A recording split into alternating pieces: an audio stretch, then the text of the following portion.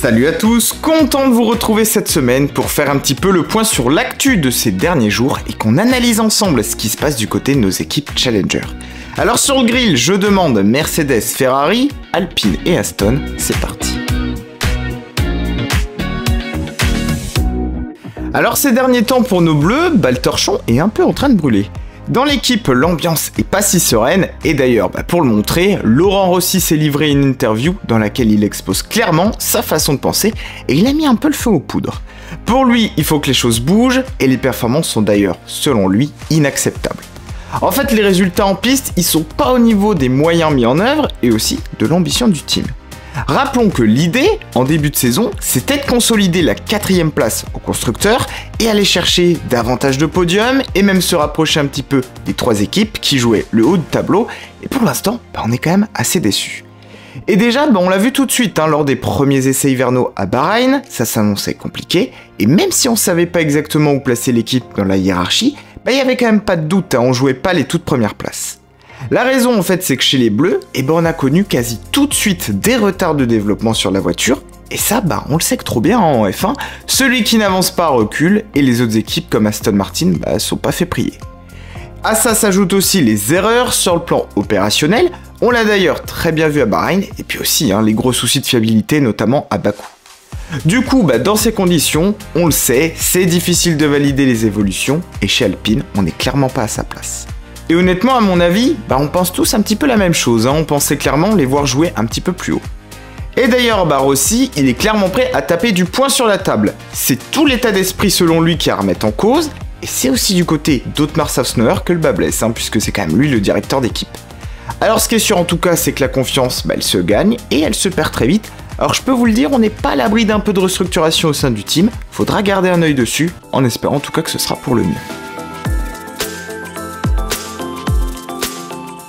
Chez nos rouges, j'ai envie de vous dire qu'il faudrait presque envisager la même chose, même s'il faut bien avouer quand même que côté organisation, il y a eu du mouvement. En fait, le gros problème, il vient tout simplement de la voiture, on n'a pas trouvé toutes les clés, et c'est d'ailleurs bien ce qui pose souci à Leclerc et Sainz. Du côté de la SF23, ce qui pêche, c'est l'inconstance d'un circuit à un autre. À Bakou, la voiture se comportait très bien, en tout cas du côté de Charles, en qualif, et à Miami, le team s'est retrouvé un peu perdu, et notamment à cause du vent, et à la gestion des pneus qui est vraiment encore le gros point noir en ce moment. Au-delà de ça, la voiture elle a simplement aucune cohérence, parce qu'elle passe du sous-virage au sur-virage, et ça, ça la rend forcément très difficile à régler, à appréhender, et c'est un sentiment d'ailleurs qui est partagé par les deux pilotes. Vasseur de son côté, il confirme en tout cas que trouver justement cette cohérence, ce sera la priorité numéro 1, avec un travail important aussi sur le développement des évolutions, et on le sait aussi, tous les regards seront portés sur les rouges à Imola, en Italie, avec on l'espère forcément du mieux, et faut leur souhaiter en tout cas de mieux comprendre la voiture, parce que sinon c'est sûr, la saison va être très longue. Pour Charles en tout cas, je pense qu'Imola va arriver à point nommé, ce sera en tout cas l'occasion qui se rebooste, de se refaire un petit peu le moral, et faire aussi table rase du Grand Prix de Miami, qui n'a pas été très loin du cauchemar. Chez Aston, pour l'instant les voyants sont au vert, c'est le cas de le dire. En tout cas du côté d'Alonso, ça roule. À Miami, selon lui, le team avait atteint son meilleur rythme de course de l'année, et a terminé quand même assez loin devant leurs adversaires Ferrari et Mercedes. Du coup, il s'est livré un petit peu à une course en solitaire, mais il sait aussi qu'à ce rythme, si du côté de chez Red Bull, il y a un petit bâton qui se met dans les rouages, c'est bien lui qui ira chercher les lauriers. Parce que c'est clair qu'à la régulière, pour l'instant, ce sera pas possible. En tout cas, côté relation d'équipe, on le sait, Fernando est du genre très politique, mais en tout cas, il le rappelle, avec Lance Stroll, ça se passe très bien, et pour lui, l'entente, elle est au beau fixe. Bon après c'est clair, il va pas dire du mal du Canadien, ce serait quand même assez malvenu, et en plus de ça, pour l'instant il est tranquille, parce que Lance l'inquiète pas vraiment. En tout cas il en a profité pour rappeler à quel point c'était pas le cas l'année passée avec Ocon. Bon en même temps là aussi, leur bonne relation s'était dégradée aussi vite qu'elle était apparue. Toujours est-il en tout cas que sur la piste, il continue de nous faire des miracles, des courses de toute beauté, et ça j'ai envie de vous dire, c'est le principal. L'objectif en tout cas, il est assez clair, c'est de laisser Ferrari et Mercedes derrière, avec à Imola une piste qui pourrait bien leur convenir, du point de vue du tracé, mais attention quand même au spectre des évolutions des autres teams.